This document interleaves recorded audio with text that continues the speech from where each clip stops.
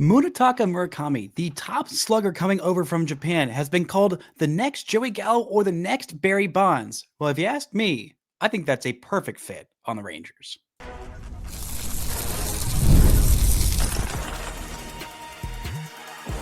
You are Locked On Rangers, your daily Texas Rangers podcast, part of the Locked On Podcast Network, your team every day.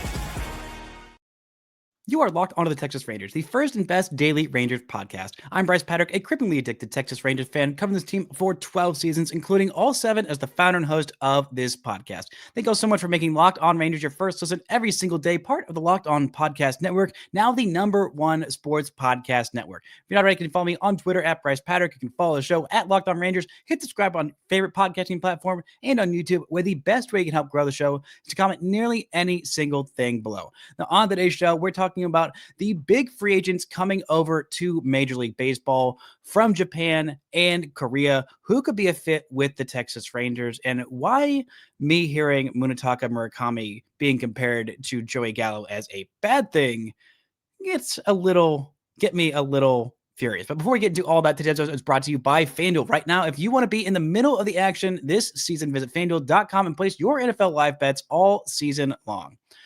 Now, the Rangers are in need of some offensive help, and there are some big bats coming over from not only Japan and NPB, Nippon Professional Baseball, but also the KBO, the Korean Baseball Organization, or the top league in Korea. Now, there are a lot of free agents, so I'm going to kind of hit the highlights on some of these guys. There are 4 big players coming over from Japan, 2 big bats, 1 really good pitcher, 1 fine pitcher, and then quite a few guys coming over from Korea. And I wanted to get to this today because some of the biggest stars from overseas have already signed, including Cody Ponce, a former big leaguer who was in the KBO last year, set a season career high, also a league record setting number of strikeouts, over 250 strikeouts last year. Cody Ponce signed a 3-year deal with the Toronto Blue Jays for $30 million total, at $10 million a year for a guy who just won the MVP of a pretty decent league.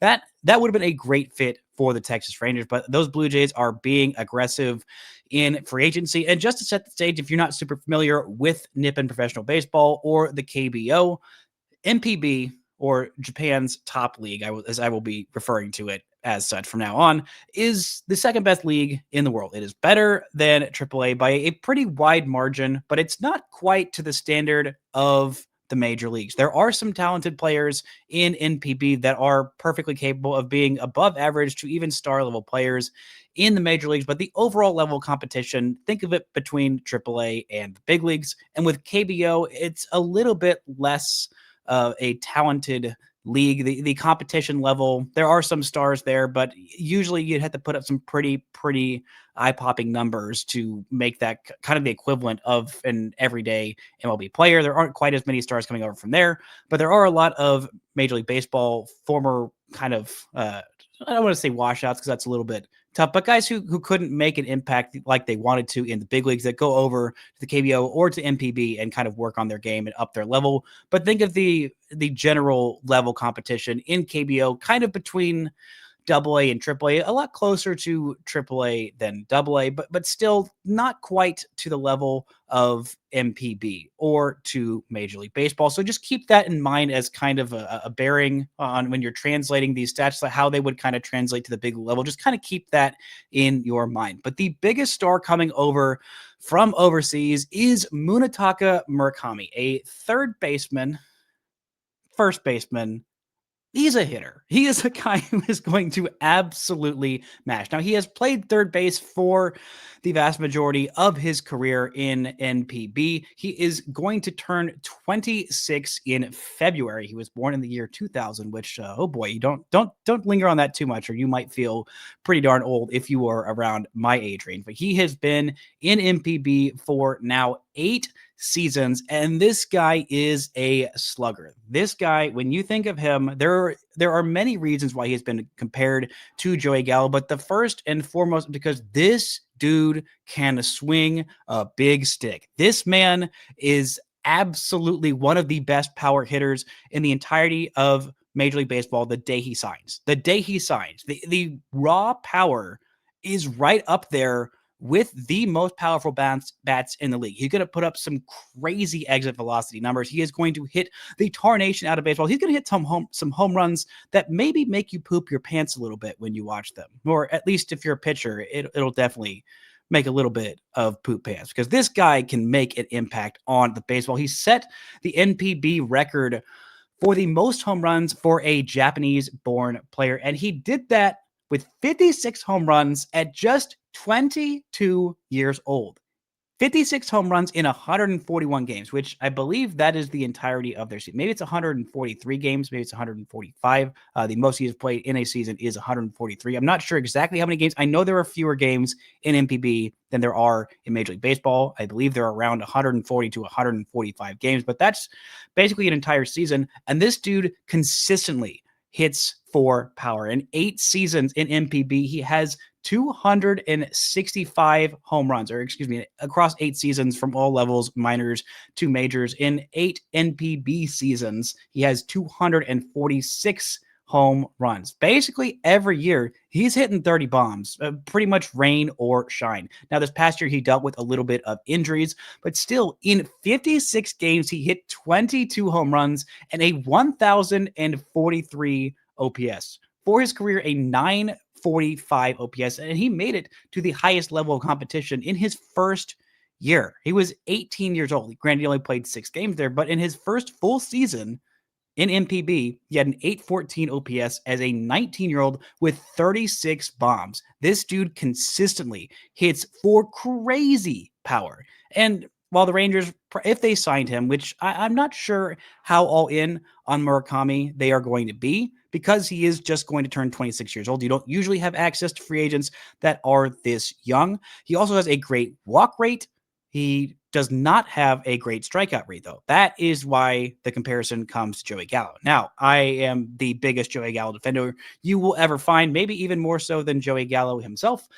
But Joey Gallo, the thing that he did that provided a lot of value is he was a Gold Glover defensively. Joey Gallo did not hit for average. He struck out a crazy amount. He also walked a crazy amount. He also hit home runs a crazy amount, but he was an elite defender in right field and for a time in center field. And that is not what Murakami is going to do. His in-zone strikeout rate, his in-zone swinging strike rate is very, very high. There is a chance that he is not going to be a guy who hits for a lot of average. And even the strikeout rate being very, very high in Japan, where strikeouts aren't as much of a thing. Hitters are much more reluctant to strike out. They have much more aggressive two-strike approaches of sacrificing some of that power and that ability to, hit home runs on two-strike pitches to avoid the strikeout. Murakami doesn't really do that as much. And so at NPB, when you see a pitcher with a lot of strikeouts, same with Korea, if you see a pitcher with a lot of strikeouts, usually it's easier to get strikeouts in the major leagues than it is in those two leagues, just because of the different approaches of hitters. But there's been a lot of swing and miss on stuff that is not as good as major league pitchers. From this guy, there is a possibility that, he's more of a 200 to 220 kind of an average guy. In his career in NPB, he's hit 270 with a 394 on base. So even when he's not hitting home runs, still the 3 true outcome player is not exactly who he is. He does hit a lot of home runs. He does hit a lot of walks. He does strike out a lot, but he will get on base at a decent clip. He will also hit for a little bit of average. And defensively, there's not a whole lot of value there. So the contract for this guy, I think 5 years is probably the baseline for him, but I am not entirely sure because there are such large concerns with the swing and miss profile. I think that the power is going to carry him. No matter what, this guy is going to impact the baseball. I feel like a baseline of 25 home runs in the majors a year, that is the baseline for him. Now, we've seen what 25 homers and nothing else offensively can get you. We've seen that from Adolis Garcia the last couple of years. That was about the pace he was on pace for last year before he got hurt. Same with Marcus Semien. Those guys were 2 guys who didn't hit for a lot of average, who didn't walk a whole lot the last 2 years, and would hit you about 25 home runs and not have great on base numbers. But at least with Semien, he wasn't striking out a whole lot. This is not what that is for Murakami. He is going to be very, very highly sought after. I think there are teams that are going to be a lot more aggressive on Murakami. If the Tigers aren't incredibly aggressive on him, I don't know what they're doing. They have so much space on their payroll, and they have a very good pitching staff, and I feel like they could very much use him. The Rangers could also use an offensive upgrade, and they also are kind of blocked at first base and DH, at least DH.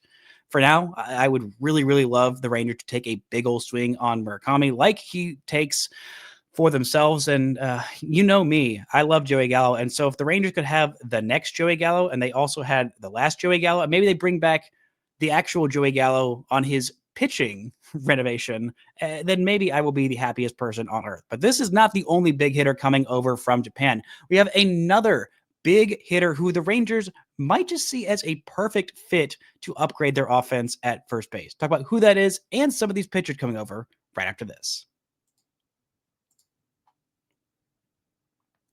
This show is brought to you by Gametime. The World Cup is coming back to North America for the first time since 1994. And with 48 teams for the first time ever, it's going to be massive. But let's be honest, getting tickets is usually the hardest part. That's why the Gametime app is clutch. It finally gives fans a real advantage when it comes to snagging those seats. With Gametime, you can track price drops in real time, get alerts when great seats open, and you can buy tickets the moment they hit the app. It puts the power back in your hands and makes going to the World Cup realistic instead of impossible. There will be so many games across North America, not just in DFW, although there will be several games there. I'm looking forward to trying to get a ticket to this World Cup. It is going to be a fantastic thing, and Gametime is definitely where I'm going to go to get those tickets. Take the guesswork out of buying World Cup tickets, every match, every concert, every event with Gametime. Download the Gametime app, create an account, and use code LOCKEDONMLB for $20 off your first purchase. Terms apply. Again, download the app, make an account, and use code LOCKEDONMLB for $20 off. Swipe, tap, ticket, go. Gametime. Shout out to everybody who's making Locked On Rangers your first listen every single day. On tomorrow's show, I'll be looking ahead to the winter meetings happening just next week. We are just days away at this point, I believe, 3 days away from the start of the winter meetings. So I'll look at what the Rangers need to do, what they might do, and everything you need to know ahead of those winter meetings on tomorrow's episode of Locked On Rangers. Now, Munetaka Murikami is probably the biggest fish coming over from Japan, coming over from anywhere outside of the States, the biggest international free agent on the market. But the next guy on this is another big hitter, a former Yomiuri Giant, Kazuma Okamoto, a first baseman slash third baseman, really more of a legitimate defender at a corner infield spot than we saw with Murakami. He is a little bit older, heading into his age 30 season. He has spent the entirety of his career with the Yomiuri Giants, and if you're not familiar with Japanese baseball, the Yomiuri Giants are basically the New York Yankees of the NPB. They have not posted, they've not had to, and they have not posted players in their prime because they are the big dogs. They are the financial powerhouse and the actual baseball powerhouse of NPB. So them posting a player basically in his prime, not quite in his prime, but still very much at the highest level of play. Kazuma Okamoto is truly a fantastic hitter. Now, he's a little bit different of a hitter than Murakami. Murakami is a left-handed hitter. Kazuma Okamoto is a right-handed hitter. He has also played a little bit of the outfield, but mainly if he's coming over to the stateside, he is probably going to be a first baseman slash DH. Last year for Yomiuri, he played in 69 games, 15 homers, and a 1,014 OPS for his career in NPB, over 1,000 games, 248 homers, and 882 OPS. He is not a guy who strikes out a whole lot. He does have a good walk rate, not quite the light tower power that Murakami has, not quite the walk rate that Murakami has, but the strikeout rate is significantly lower. I mean, truly significantly lower. Exact same amount of strikeouts as walks this year, 33 and 33 in just shy of 300 plate appearances. So about a 10% walk rate, about a 10% strikeout rate, a little bit above that for both of those, but still a decent amount of power. His best season was in 2023, just like would make him very fitting to be a member of the Rangers. 41 home runs that year, a 958 OPS in 140 games. This is a veteran quality hitter that you could put in the middle of your lineup. And if the Rangers feel like they want to move on from Jake Berger, or I don't know what they want to do with Jock, if there's an injury or something to Jock Peterson, I don't know exactly where this guy would fit particularly, but had the Rangers not signed Jock Peterson to that big old contract that I thought was a great idea before they did it, this would be an incredible bat to have in their lineup. Another right-handed batter who can not who doesn't have those same kind of platoon splits of the left on left. The Rangers are going to have a lot of issues with so many strong left-handed bats in their lineup, like Seager, like Carter, like Nimmo and Josh Smith as well. This would be a great bat. I just don't think the Rangers are all the way in on him. There are two more players left coming over from NPB, and the next one is Kona Takahashi. He is a right-handed pitcher listed at 6'2", 198 pounds. He's heading into his age 29 season, and he's not coming off of the best season, but he is basically being posted because he is going to be a free agent. If he goes over to Major League Baseball, then his team will be able to get some money, whereas if he walks to another team in MPB, his team is not going to get that kind of posting money. He's heading into his age 29 season, coming off of a year where he was fine, a 3.04 ERA in 24 games last year, 148 innings, but only 88 strikeouts. The thing that concerns me with him is that the strikeout rate is not really there. I mean, it is a lower strikeout rate that you're going to get in MPB, but it being this low, below 7 strikeouts per 9 for his career last year, just 5.4 strikeouts per 9. I'm not sure how big of a deal he is going to get. Now, maybe the strikeout rate will be a little bit better in Major League Baseball, but I don't see the Rangers buying high on this guy. I don't see anybody really buying particularly high on this guy. Maybe a 1 to 2 year kind of a prove it deal is what he's looking for. I don't imagine it would be anywhere near the $10 million that Cody Ponce got. Maybe it's a $3 to $4 million deal. I don't know exactly how much the posting fee is going to cost on a guy like that. Maybe, $500K. I don't imagine they're going to get a big posting fee for posting Takahashi, but he's someone to keep an eye on for sure. If the Rangers are looking for some depth options in the rotation, I think this is a possible option. But the best pitcher coming over from Japan, that is Tatsuya Imai. Imai is fantastic. This is a guy who I would love the Rangers to go and take a chance on, heading into his age 28 season, coming off of a career year last year, 24 games, 163 and 2/3 innings, 178 strikeouts, basically 10 strikeouts per 9, and a 1.92 ERA for his career, around a 3-ish ERA in MPB for 8 seasons, 3.15 to be precise. This is a guy who has got multiple different versions of his fastball, can run it all the way up there into triple digits, usually sits around the mid 90s. And recently MLB did a kind of comparison of looking at his pitches, his pitch mix, his pitch shape, all of those kinds of things. And they compared him to Luis Castillo, or the current day version of Max Scherzer, which the current day version of Max Scherzer is not quite as encouraging, but a little bit less on the injury side. He's also not 43 years old or 42 years old, however old Max Scherzer actually is. Apologies to Max Scherzer for aging him a little bit more than he actually is. But Imai has 3 different versions of his off-speed pitches. He has got a splitter, he has got a Vulcan changeup, and then I believe a regular changeup as well. The slider is his best non-fastball pitch, but he's got multiple different versions of those pitches, a lot of different pitches, kind of like we saw from Yu Darvish whenever he came over to Major League Baseball. I believe he has about 17,000 different types of pitches that he throws, and Tatsuya Imai is not going to be someone you may be sitting there saying, well, it's a Japanese player. He is going to go and sign with the Dodgers. Imai has said he wants to beat the Dodgers. He does not want to join the Dodgers. He has said that multiple times, that he wants to go somewhere and forge his own path. He has also made statements. I don't know how much he's going to hold this, but he said, part of the excitement, part of the challenge of going to Major League Baseball is that, it'd be easy to go to a team that has a bunch of Japanese players and not really assimilate, not have to learn the culture and things like that. I don't want to do that. I want to go somewhere where I can forge my own path, where I will have some of those difficulties, because that's part of the fun, part of the joy of coming over to the States. And so the Rangers don't have any Japanese pitchers currently on their roster.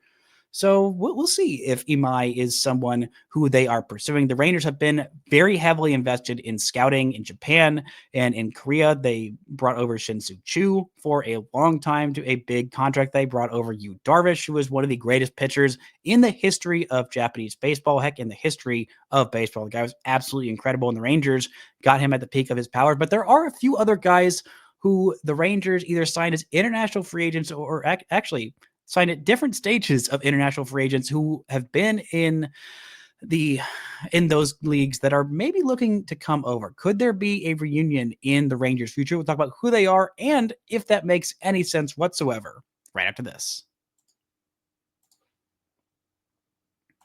This show is brought to you by FanDuel. NFL Sundays move fast. One big play and suddenly everything feels different. That's what making live betting with FanDuel so exciting. You're not just watching the game, you're reacting to it in real time. With FanDuel, you can place bets as the action unfolds, every drive, every momentum swing, every highlight moment. Let's look at some of these odds for NBA awards right now. Of course, Cooper Flagg leading the way for the Rookie of the Year award, the favorite at minus 140. Next favorite is Con Newpel. I believe that is how you pronounce the Charlotte Hornets rookie sensation. He is at plus 150, the second best odds for that award. And Luka Doncic, the third favorite to win the NBA MVP behind SGA at 155, plus 155, and Nikola Jokic at plus 170, Luka at plus 280. Those three are a very clear top three because Kate Cunningham, the Arlington native, at plus 5,500, the fourth best odds there. So if you want to be right in the middle of the action this season, visit FanDuel.com and place your NFL live bets all season long. FanDuel, the game moves fast, and so can you. Shout out to everybody picking Locked On Rangers, your first listen every single day. On Monday's show, I'll be back and talking about whatever's going on with these winter meetings. Day one on Monday. I guess night one is technically on Sunday, but nothing will really be happening until Monday, or at least I'm hoping so, because I don't want to stay up all night listening to rumors and rumblings. I would like to get a little bit of sleep next week as we head into this very, very busy season. So check out Monday's episode of Locked On Rangers. Hopefully there will be all kinds of different rumblings and rumorings. I tried to do a bit of a rumor roundup on Wednesday's show, and there were not that many rumors to round up at this point, but hopefully I'm very sure that there will be on Monday. Now, let's look and turn our attention to the KBO. There are those four big players who are coming over from Japan. It is the best league. It is the highest level of league. And so that's why I want to look at those guys first. But in the KBO, there are several quality players that could make an impact on the Rangers. Now, Drew Anderson is a guy who I think the Rangers should definitely kick the tires on. I mean, after missing out on Cody Ponce, if not for Cody Ponce, this is a guy who would be getting a whole lot more attention. Drew Anderson is a right-handed pitcher. He was with SSG Landers. He's 32 years old. And, you know, that solid season with 250 strikeouts, it wasn't all that much farther away from what Drew Anderson did of 240 strikeouts last year. He had 7 fewer than what Ponce did. He was in the Detroit Tigers AAA system. He is a guy who I think the Rangers should at the very least kick the tires on. He's 6'3". He was born literally the day after me, March 21st, 1994. I was about to call him old, and then I realized I would be doing that to myself. Has not been in the major leagues very much. He spent a little bit of time with Philadelphia in parts of 3 seasons. Also spent some time with Texas. 1 season in Texas in 2021. I cannot believe I don't remember. No, I do remember very vaguely Drew Anderson last year with SSG in the KBO, a 2.25 ERA, 30 starts, 171 and 2/3 innings, and 245 strikeouts. This guy does not allow a whole lot of walks, fewer than 3 walks per 9.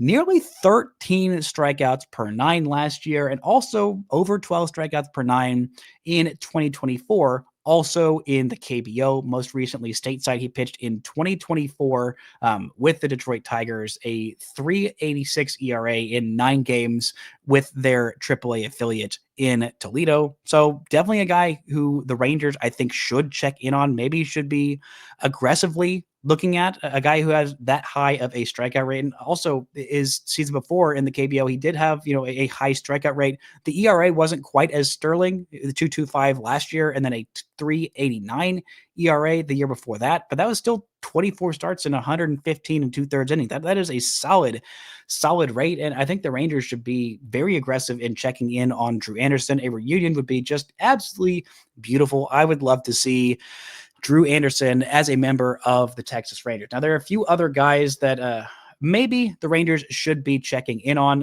Kiwoom Heroes third baseman / second baseman Sung Moon Song is the biggest hitter coming over from the KBO earlier this year. Son told that he was told the Yonhap news agency he was going to request the Kiwoom Heroes post him. Usually that happens. That is not often that we see a player request to be posted and then is not posted, specifically from the KBO. He had a 917 OPS last year in the KBO, also set a career high in games played with 144 and home runs with 26 of those bad boys. He's been mostly an everyday third baseman, but if the Rangers went and pursued him, I would think he would be more of a second baseman for the Rangers, someone who could hold down that everyday second baseman spot with Marcus Semien now in New York with the Mets. He is 29 years old, so someone to definitely keep an eye on. There have been a few other guys that have been with the Rangers. Most recently, I guess not most recently is Kohei Arihara, a guy who came over for the Texas Rangers for a couple of years from NPB.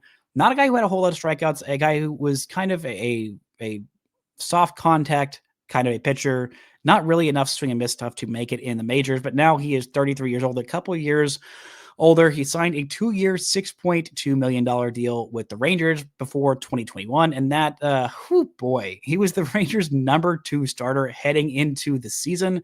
And that really did not go particularly well. He is heading into this offseason, hoping to come back to Major League Baseball. He delivered a quality start back in game 1 of the Japan series. So he only had 2 runs allowed in 6 innings there. He had a decent season, but I don't think the Rangers are going to be looking for a reunion with Kohei Arihara, former Ranger great. The other former Ranger great-ish, Ariel Hirado, who has been with the Samsung Lions. He is now 30 years old, which, oh my goodness, that makes me feel incredibly old. But he has been a very much not a strikeout guy, a huge sinker ball guy. I mean, the heaviness of that sinker ball, it was so hard to get fly balls against Ariel Hirado back when he was a member of these Texas Rangers. But he has been with the Samsung Lions. I don't imagine he'll come back to Major League Baseball. It is a bit of a jump. It wasn't like he was putting up truly sensational numbers with the Lions. He was fine. He was great. He's had a solid career over there in the KBO. I would imagine he stays over there. I don't think the Rangers are necessarily checking in on Ariel Hirado, but definitely just a fun little note there for the Rangers. Just a fun little former Ranger for you there. The last guy that I really want to look at is Baik Ho Kang, a DH / maybe a catcher with KT Wiz. He is 26 years old. He is a left-handed hitter, and he's been a fantastic power hitter over there in the KBO. Now, is he actually a catcher? Maybe. He's got limited catching experience in the KBO, but this is a legitimate power bat. And for a team that, is in need for some extra catching, is in need for some extra power, is in need for just offense in general, Kang could be someone who the Rangers really take a run at. He's played first base. He's played right field. He's played left field. He's played a little bit at catcher. And last year, as a 25-year-old in the KBO, he had an 825 OPS, 15 home runs. He has had other seasons where he's had more than 20 home runs, including his first season with KT at 29 home runs at 18 years old. It was a fantastic season in 138 games, an 879 OPS. For his career, an 876 OPS, so a pretty above league average player. His batting average for his career above 300, on base above 380, slugging just a few points below 500, so not too far away from being a 3-4-5 player, a 300 batting average, 400 on base percentage, and 500 slugging percentage. His career high for home runs was that 29 back in 2018, but he got close to it in 2024 as a 24-year-old with 26 bombs, a 360 on base percentage, and an 840 OPS in 2024. Now, if the Rangers were to actually put him at catcher, I think they would be a little desperate to do that, but just getting another bat in there, if they feel confident that they can teach him how to catch. He's only played 37 games at catcher across 4 different seasons. He's played 4 games in center field. He's also pitched a couple of times, just 1 inning of mop up back in 2019, and also 1 inning of, I'm assuming, mop up relief this year as well. 5 games at catcher this year, 30 games at catcher back in 2024, but a little bit more this year at first base and other spots as well. I think he probably ends up being more of a DH, but if you can convince yourself that this guy is a legitimate catcher, then I wouldn't be surprised the Rangers went and took a run at him. There's another Lewin Diaz, first baseman, who has been with the Samsung Lions. He's 29 years old. He has spent time in the big leagues with the Marlins, but he's been really exceptional in the KBO, and he could have a kind of Eric Thames like come over, where Thames was fantastic, unbelievably talented in the KBO, and then went to the major leagues and was fantastic for a couple years, and then kind of fell off a little bit.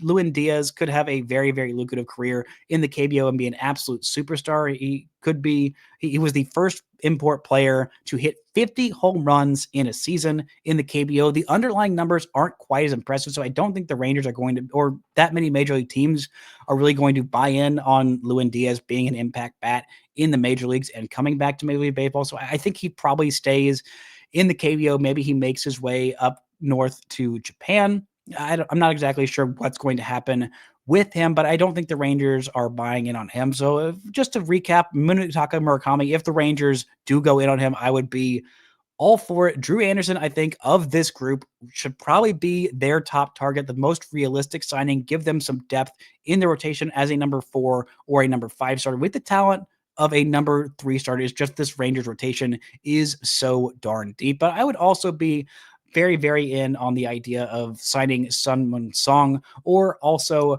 Baik Ho Kang. That's going to do it for today's show. Thank y'all so much for listening and subscribing. And until next time, don't forget to enjoy baseball.